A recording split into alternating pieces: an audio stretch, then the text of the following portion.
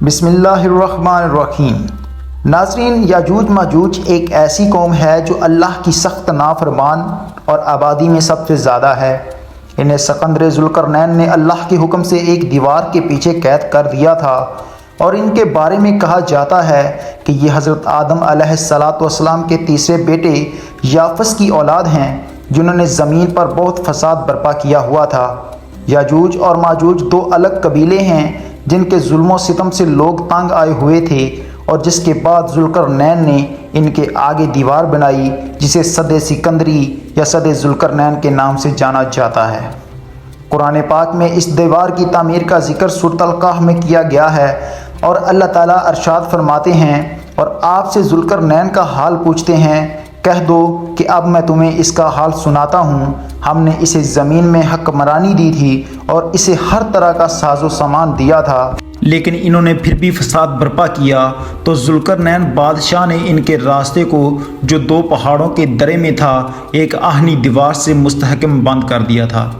قرب قیامت میں وہ دیوار ٹوٹ جائے گی اور یہ غارت گر قوم دنیا میں پھیل جائے گی، اور کوئی ان سے مقابلہ نہ کر سکے گا، اور آخر آسمانی وبا سے خود بخود مر جائیں گے۔ یاجوج ماجوج کا آخری زمانے میں نکلنا علم الہی میں طے شدہ ہے، اور یہ کہ ان کا خروج قیامت کی نشانی کے طور پر قرب قیامت میں ہوگا، اور اسی بنا پر حدیث نبوی صلی اللہ علیہ وآلہ وسلم میں ان کے خروج کو قیامت کی علامات کبریٰ میں شمار کیا گیا ہے، اور بہت سی احادیث میں ارشاد فرمایا گیا ہے کہ ان کا خروج سیدنا عیسیٰ علیہ السلام کے زمانے میں ہوگا۔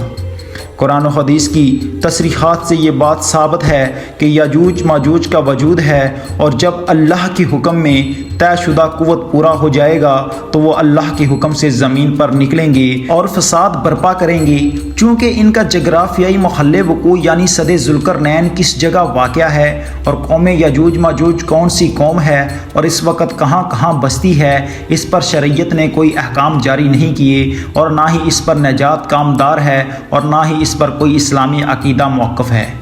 اس لیے اس کا مرحتہ ذکر نہیں کیا گیا۔ اور ایمان لانے اور اعتقاد رکھنے کی چیز صرف اتنی سی ہے کہ جو قرآن اور احادیث میں آ گئی ہے۔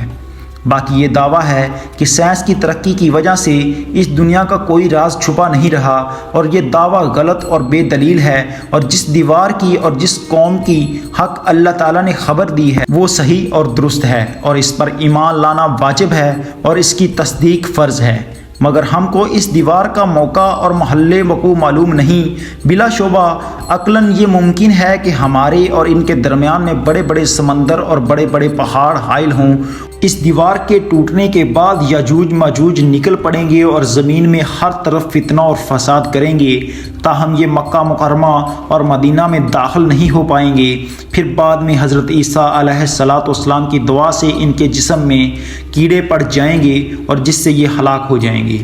اگر دور حاضر کا تجزیہ کیا جائے تو قیامت کی نشانیاں بتدریج پوری ہو رہی ہیں، اور تاہم اللہ تعالیٰ ہم کو تمام کبیرہ اور صغیرہ گناہوں سے دور رکھے اور توبہ اور استغفار کرنے کی توفیق عطا فرمائے۔ ناظرین، ایک اور جگہ پر بھی اللہ تعالیٰ نے یاجوج ماجوج کا ذکر فرمایا ہے۔ سورۃ الانبیاء میں ارشاد بانی ہے کہ یہاں تک کہ جب یاجوج اور ماجوج کھول دیے جائیں گے اور وہ ہر بلندی سے دوڑتے ہوئے اتریں گے، اور محدثین اور مفسرین میں یاجوج ماجوج کی قوم اور ذوالقرنین کی دیوار کے حوالے سے بہت سے اختلافات پائے جاتے ہیں۔ اب تک 5 ایسی دیواریں سامنے آ چکی ہیں جن کے بارے میں قیاس کہا جاتا ہے کہ ان کے پیچھے یاجوج ماجوج کو قید کیا گیا تھا۔ ان میں سے ایک دیوار چین میں بھی ہے، لیکن یہ عام مسالے سے بنی ہوئی ہے۔ یمن میں دیوار مارب کے بارے میں بھی سد ذوالقرنین ہونے کا گمان کہا جاتا ہے، لیکن یہ سیلاب روکنے کے لیے بنائی گئی تھی۔